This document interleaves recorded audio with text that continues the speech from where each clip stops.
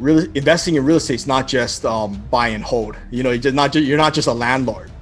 There's different strategies that work for different markets and different situations. So that's what really opened up my eyes. Like, wow, we can help a lot of people. What moves did you make?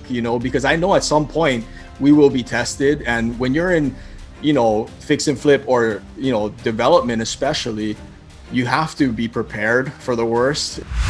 It's hard to do deals just by yourself with your own capital and your own financing. You typically have to partner and leverage other people.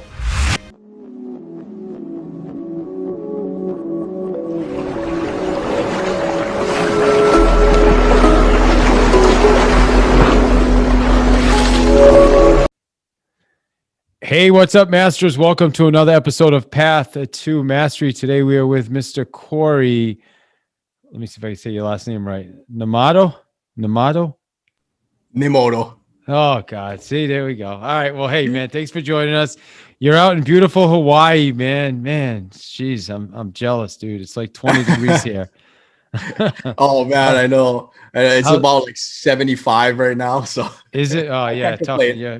Roughing it out, man. Roughing it up. So you are a real estate investor, and you began doing that in 2011 in Southern California. You have done a lot. You graduated from California Baptist University, and then you moved back to Hawaii, became a real estate investor on the island of Oahu.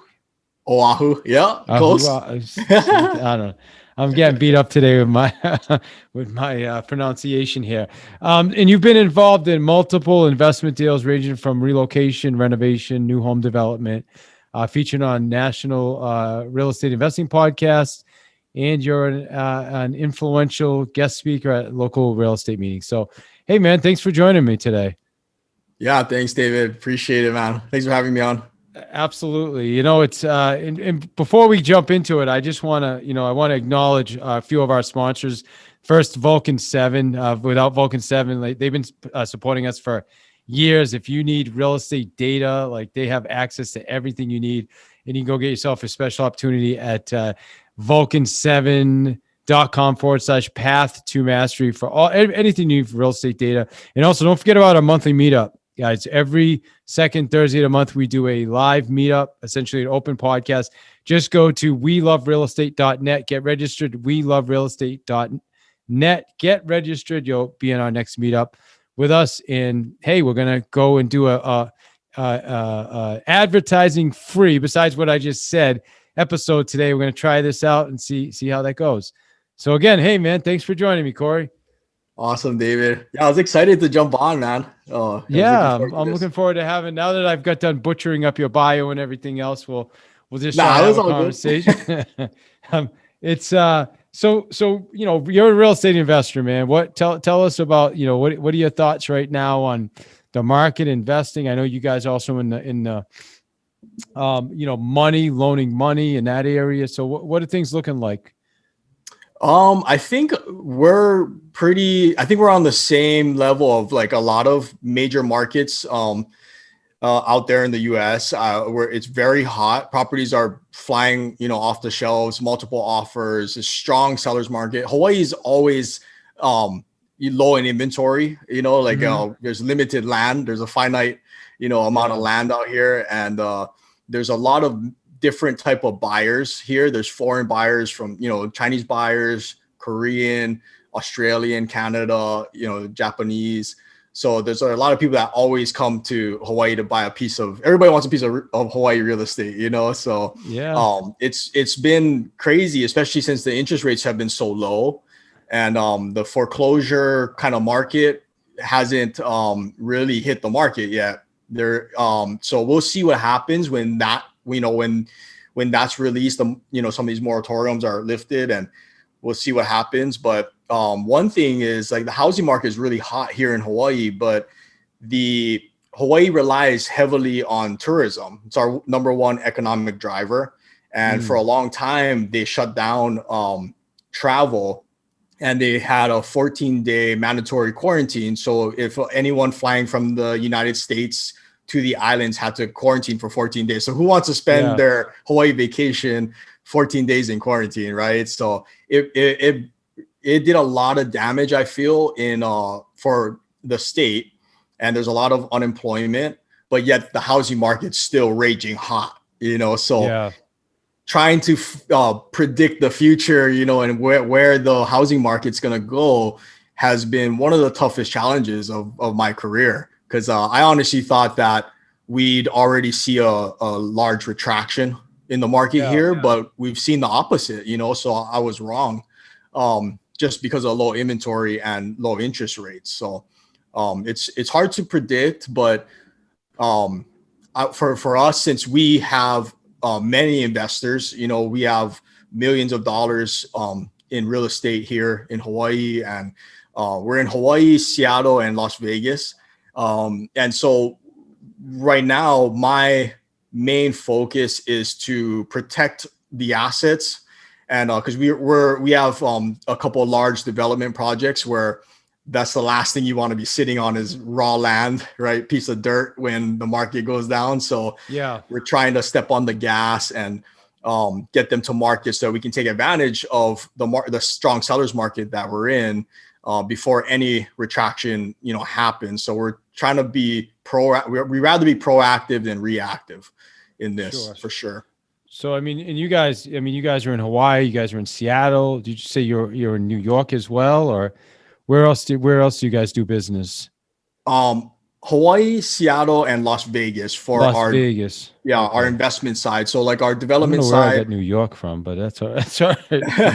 And New York's not doing too well right now either. Yeah. It's been interesting with the pandemic and everything else.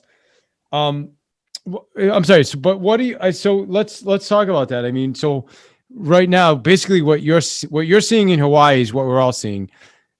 The market technically should be crashed, but because inventory is so low, that's really what's driving things right now, right? And it's, if you look at the market, as I've been doing this 18 years, I've never seen it this low. And unless somehow we get flooded with inventory, it's not going to change. It can't change, right? Because people are always buying and selling houses, right? Yeah, and that's why I was wrong, but I'm happy I was wrong early on. So I really don't know now.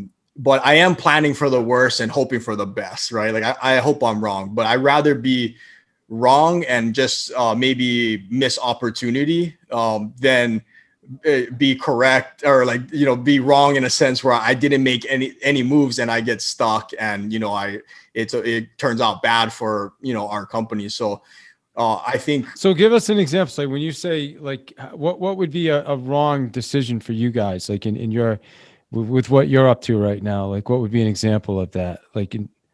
Right. I feel like and I want to say a wrong decision is just I have to weigh two options. We have 11 houses here in Oahu alone. That's just our Hawaii projects, which I manage, and my business partner manages the Seattle and Las Vegas projects. But the Hawaii ones, we're trying to dump more money into it to help speed up the process, which we don't have to do. Normally we wouldn't have to do that because we leverage 100%. So we leverage hard money financing and private money financing to do our deals. And so for us, it costs us more money the more we put into the project, because that's more interest that we're paying to our private lenders. So, but I'd rather do that and try to get these out as quick as possible. Sure. And I'm not buying anymore. If I am, I'm very cautious, just because, for one, I'm focused on having our crew just focus on our projects that we have right now. And so if I'm wrong in this, and then the worst case scenario is that it costs us more money to step on the gas. But if I didn't make any moves, and I'm if I'm wrong on that sense, meaning like if it turns out that the market does retract and it retracts pretty quickly, then my projects will be stuck, possibly. Sure. And then we might not exit until maybe perhaps it might turn, the market may turn and we're selling while it's going down, and that's never fun, right? So I'm just I'm a lot more cautious. I haven't bought anything since COVID happened, and I'm just focusing on hammering out our projects and getting them, to market and hopefully quick sales. Yeah. Well, I mean, that makes sense. I think with everything going on, it's hard to, I mean, and then if you are buying right now as an investor, it's a tough time to buy anything because prices are way up. Anything we're putting on the market, there's multiple offers. I mean, where I sell real estate, I mean, 3-family properties, I remember, 15 years ago, I was selling 3 families for 250,000. I mean, those same buildings right now are in the 500s. It's insane. Right. So I mean, just the appreciation, maybe less than that. Maybe less than 15 years ago, probably 10 years ago. It's just insane what's happening out there, and it's being pushed because of the lack of inventory. People are showing up and just making ridiculous offers. So I know that doesn't really work for investors. What's your forecast? Like, do you have any, like, what are you seeing? Like, if you had, I know you don't have a crystal ball, but if you had to say, cause there's a lot of, what word am I looking for? I don't know. It's just a lot of uncertainty, I guess, with COVID. There is a vaccine coming, which is great, but at the same time, unemployment rates are at an all-time high. There's the moratoriums are being lifted, as you said earlier. There's a lot of things happening at the same time. I mean, what are your thoughts on all that? I think we may hold steady. Because especially since the Fed has come out and said that they're not going to raise interest rates till 2022, 2023. Eventually at some point we're going to probably have to pay for that. There will be a retraction just like any market cycle, but I feel that now my thoughts have changed. Like, I thought for sure Hawaii's market was going to go down. But it hasn't. I was wrong. I'm glad I was wrong. I think a lot of people were. Yeah, a lot of people have been wrong about that.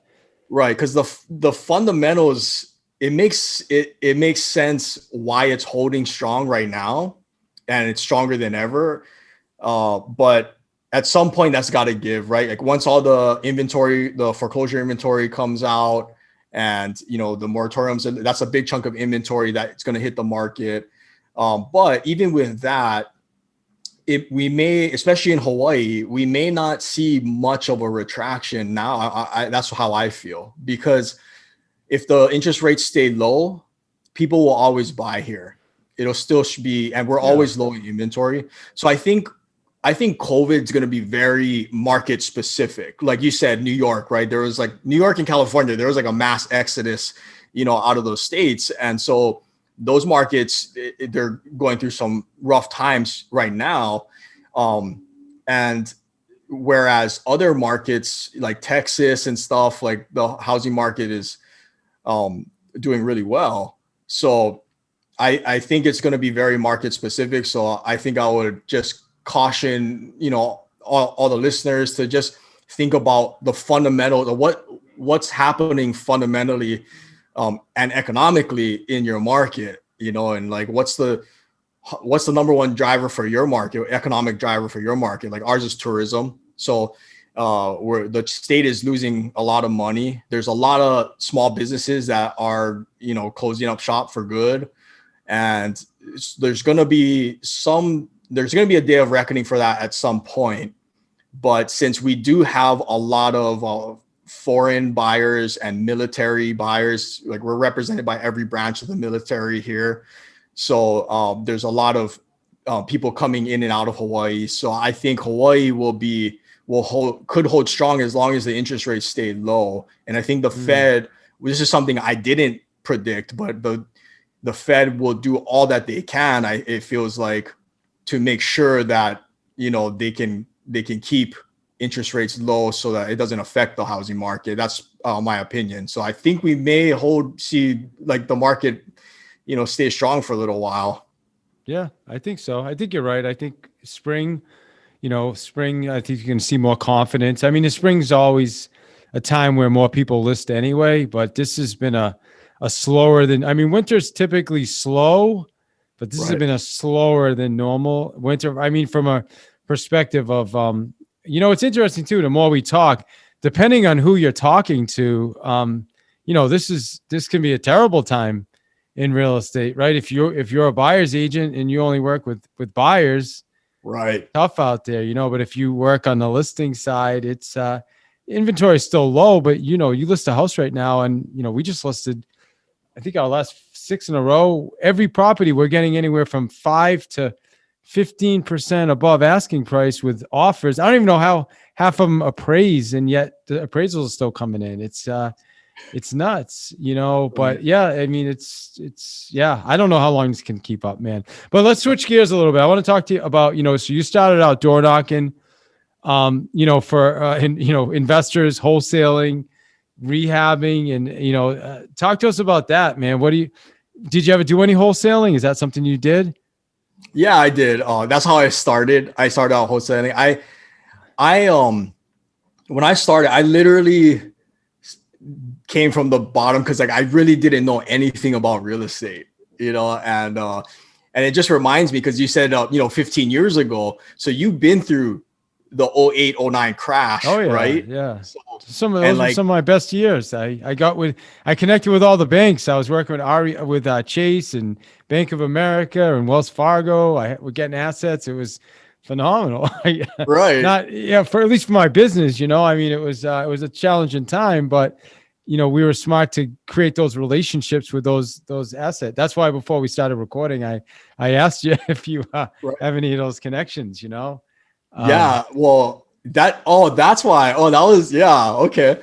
Well, yeah, sure. Because I think for me, I haven't been through a crash yet, like a major crash, like 08, 09. So but for years I've been mentors that I've had, I've been asking them, what was it like? What did you guys do, to get through it? Because a lot of people didn't make it through, right? There's a lot of people that just never came back. And, so I've been kind of preparing myself, because I know that we've been on the longest bull run ever. Right. And, so I was thinking, every time I meet someone who's been, still in the business like yourself, and who's made it through those times, I want to study and ask questions like what was it like? What moves did you make? Because I know at some point we will be tested. And when you're in, fix and flip or, development, especially, you have to be prepared for the worst. Right. And so I was thinking, because I came in 2011, 2012, that's when I started door knocking for my first mentor. And there is a couple of investors in Riverside, California. And so I was tasked to go door knocking. And they were doing a pretty unique strategy. I see that it's referred to as backflipping. So they're flipping notes, basically. But I was door knocking, and it's 2012, so the market was still recovering and people were still way upside down. And so they didn't want to see me, it was hard times to be door knocking out there. And they gave me a list of a bunch of names, maybe thousands of them, that they were upside down on their mortgage and they had jumbo loans. So basically there was 3 things that I needed to qualify them, which was they had to be upside down on their mortgage. They had to have had a jumbo loan, so a non-conforming loan. And then they had to have wanted to stay in the house. And they had to have been still performing and making their payments to the bank, because what I would do is I would door knock for these investors and find people who met those criteria and basically hand them over to my mentors to contact them to see if they can help them. Because what they were doing was, people who are upside down with jumbo loans, they would go to their bank and negotiate. They'd have their legal team negotiate with their bank to purchase the note at a discount. And what they would do is they'd have the homeowner go and refinance and basically get a new loan to pay the investors off. So for example, like if a property was worth $1 million, but the owner owed 1.2 million, in Riverside, California at the time, I think the jumbo loan limit was 475. So anything over 475,000 was considered non-conforming jumbo loan.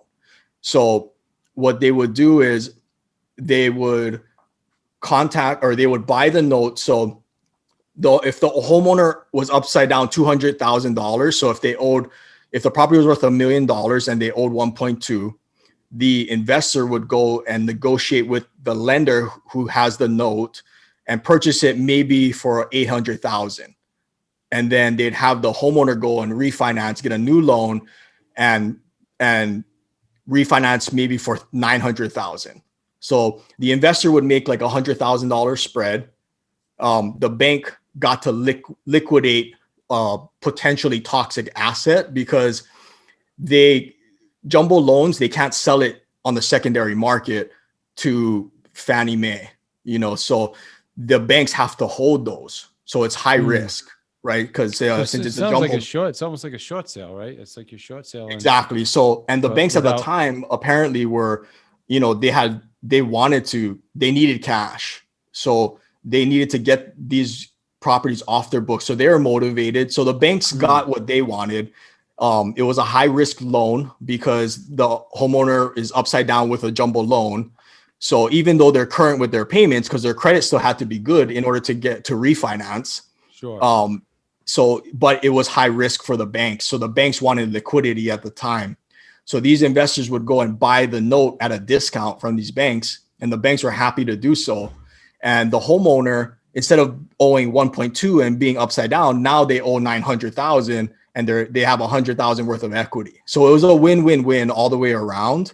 And that was the first introduction to real estate investing for me, where I realized that investing in real estate is not just buy and hold. You're not just a landlord. There's different strategies that work for different markets and different situations. So that's what really opened up my eyes. Like, wow, we can help a lot of people, because we were helping a lot of people. So that gave me fulfillment and really was what got me moving to the next phase and the next phase. Yeah, that's good for you, man. Well, I mean, I think wholesaling, I feel like nobody knows exactly when, but I think there's going to be an opportunity in the not so far future for that, because of, everything happening now, as well as, like if I go back to 2004, 2005, it's very similar to then as it is to right now. Believe it or not, with not as far as the inventory, there was more inventory right back then, but the way that the offers are coming in now, and they're coming in so high and it's going so much over asking. That's exactly what was happening back then. You'd have to, like, literally, we'd leave a property, but that was before you had all the electronic stuff. You'd have to like write the offer on the hood of the car and then get it back to the real estate agent's office before the next agent that came out of the property could do that. Right now you have dot loop and all these other things where you can, so it's just interesting, but it kind of in a way reminds me of those times. And then, everybody knows what happened like 2 years later. It was just a completely different market. And it was interesting. So yeah, I think, wholesaling, I think there may be an opportunity for that in the future. Obviously right now, nobody wants a wholesale. Everybody wants, well, I shouldn't say nobody, but there's, it doesn't make sense right now. So, right. It is harder, right? Like that strategy back then wouldn't work today. Not right now. Where they were buying, because that's a very market cycle specific strategy. And, but right now, I think I agree with you. I think the opportunity will be in wholesaling. Right now it's hard because wholesalers got to get it at an even bigger discount, right? And when you're in a strong seller's market, it's harder. But I think when, if there is a retraction, then absolutely, I agree with you. There's going to be a lot of opportunity. So our strategy actually is to finish out our projects, hold on to some capital, even if I'm paying, interest and paying my investors. Like a lot of my investors want their money still working for them. And we'll hold that, we'll pay that fee just to hold the capital and stay cash heavy in case there's opportunity. And if there is, I'm willing to pay for that, to hold on to that cash and be ready if the market turns and we can come in and buy a bunch of properties, like you did, and so I think it's because I'm trying my best to look forward, and I haven't been through a crash. I came at the tail end and the way up, so times have been good. So what do you think in your opinion with regards if with investors when it comes to the market, the economy as a whole? Let's say the market does turn. What role does an investor or somebody like you play in that? Well, I think we play a crucial role because we absorb a lot of the inventory that may be left abandoned or left in the bank's hands, and so we play a huge role, I feel. And I think sometimes investors can get I guess negative connotation or stigma for investors that we're just all about the money. And that's true, to some sense. There's investors out there, but not so much in my circle, and I'm careful about that. And we, in all of our companies and all of our, network of people that we work with, there's always a culture of like abundancy, and we're not competitors. We're not enemies, we're allies and partners. And we may be competing for the same deal or something, but hey, if I win, great. If you win, great. Either way, we'll be partnering on another deal hopefully soon. So especially in high dollar markets like Hawaii, where it's hard to do deals just by yourself with your own capital and your own financing. You typically have to partner and leverage other people. So for us, it's crucial. And I think for our future, it's necessary for all of us to work together, especially in times of uncertainty, Yeah, man. Well, listen, I mean, I appreciate you being on the show. And I mean, what, for people listening to this, real estate agents, I mean, what would you say? I mean, what would you say to people that are listening to this? Like, what can they do with what we just shared with them? Like, how can they use this? Well, I think just being in on the conversation, like, I think this is healthy that you and I talk about the market. What do you think is going to happen? And, we take from everyone, all the economists that put it out there, like take all the information you can and formulate your own opinion for your specific market, especially if you're in development or if you're in, fix and flip, like equity deals.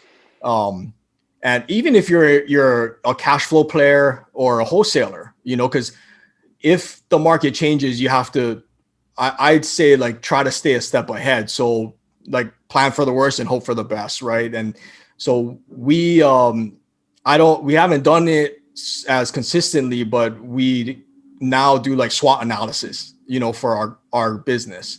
I want to do it every quarter now. And basically SWOT stands for what's your strengths, weaknesses, opportunities, and threats, right? So it gives you a chance to write down all your strengths, all your weaknesses, all the opportunities that you have on the table or potential opportunities, and all the threats that you currently are facing or potentially will face if the market turns one way or the other. Yeah. So getting it all on the board, taking a few steps back and looking at it can really do a lot to help you stay ahead of anything that may come your way. And that's opportunities and threats to your business, right? And things you may need to work on as weaknesses, or things to maybe focus more on as your strengths. Yeah, it's so hard to know, though. I was talking to a financial advisor last week, and he had said that, about half of his clients pulled money out before COVID, and obviously now they're kicking themselves because right now, if they would have left that money in there, that money's worth 25 to 35% more. It's insane. Right. And then, so yeah, it's risk, right? I mean, it's all risk. Everything's risk, calculated risk Yeah. is what we're talking about. But yeah, but like no matter what, the markets go up and down. So it's really it's inevitable. It's just a matter of time and trying to figure out. And I know I was in Gary Keller's mastermind group for a lot of years, and one thing he had said is it's impossible to time the market. You can't, so you just got to be, always making the best decisions you can, and with Right. what's in front of you. There's always opportunity, no matter what. Yeah. So Yeah. And I guess, or to go back to your other question, like I really feel that if you're an investor listening to podcasts or even an agent, like I think it's exciting times, for me, because it's my career. Like I live it every day. It fulfills me. I wouldn't want to do anything else, to be honest, as a profession. Eventually I'll move on, I'm an entrepreneur at heart, but like understanding, like, and I think this is why the Fed, they know how important the housing market is to the economy, because there's a lot of trickle down, from the housing sure, market. Like yeah, every time we do a project, there's a lot of people that it affects, from realtors to title officers to painters, roofers, sure, termite inspectors in Hawaii, photographers, stagers, so there's so many people that benefit. And we take the risk as investors, which we sign up for, but we take a property that is most likely distressed, that may have been sitting for like 10 years, right? And Hawaii, we're low in inventory, so every house counts, even though it's just one house that we put back do you into guys have circulation. distressed properties in Hawaii that are sitting around like that? I Oh, can't there's a imagine lot. there are there really. Yeah, That surprises me. unfortunately. Yeah, well, Yeah, I guess everywhere there's going to be pockets. Wow, that's surprising though. I would have thought everything would be beautiful and mint. yeah, Yeah, it so is. that's a big opportunity then, right? To take some of those under, some of those areas that are, struggling a bit. And I Yep. mean, I think everywhere in the country, there's those redevelopments. I think we've got a big Yep. one where I live in central Massachusetts, and there's a whole area that like they just for the last 5 years have just been kind of cleaning it up, and they brought in the Red Sox brought their farm team into there, and just the whole area is like coming alive. It's really really cool to see. I mean, I grew up in the city, so it's just really cool to see that happening, and I think that's going to happen in a lot of places around the country. Yeah. And Yeah, for sure. There's a lot of money moving too, because I'm on the finance side right now, and so I'm watching like these big deals that are still moving forward. A lot of big development deals are, we have a couple really big ones in New Jersey, and so those, to my surprise, they're charging forward. The money's not yeah, afraid, and the developer's not afraid. So that's a good sign, in my opinion. well, people have to live somewhere, right? So no matter what the market's doing, people have to live somewhere. So I think that's the key. All right, man. Well, how do people get in touch with you, and what's the best way for people to reach out to you? Well, honestly, I love social media because I can just interact and I post updates of what we do. So my handle is at Cory.Nemoto. That's CORY.NEMOTO on Facebook and Instagram. And I'm usually pretty responsive. Sometimes it might take me a few days, but yeah, That's those are all the right. best ways. All right, man. Awesome. Well, I appreciate your time. And I mean, for the final question is like, what do you want listeners to take away from this episode, this interview on their path to mastery? I think really, since we were talking a lot about the market and kind of looking ahead, I think it's important for any entrepreneur really to kind of take a step back sometimes and survey the battlefield, which is your market and your Mm, company and your operations and your execution, and see where you may have holes to fill, or where you have opportunities to take advantage of. So everybody who's in business or who's in charge of their own destiny, I think, is responsible to themselves and to anyone who's invested in them or believes in them to do that. Like be honest with yourself, take a good hard look at yourself and your company and your operations, and see where there may be need for improvement or where there may be opportunities to take advantage of. awesome, Cory. Well, hey, man, thank you. Just want to say I appreciate you, appreciate your time. And yeah, good stuff. Thank you, man. Thanks, David. Appreciate it, man.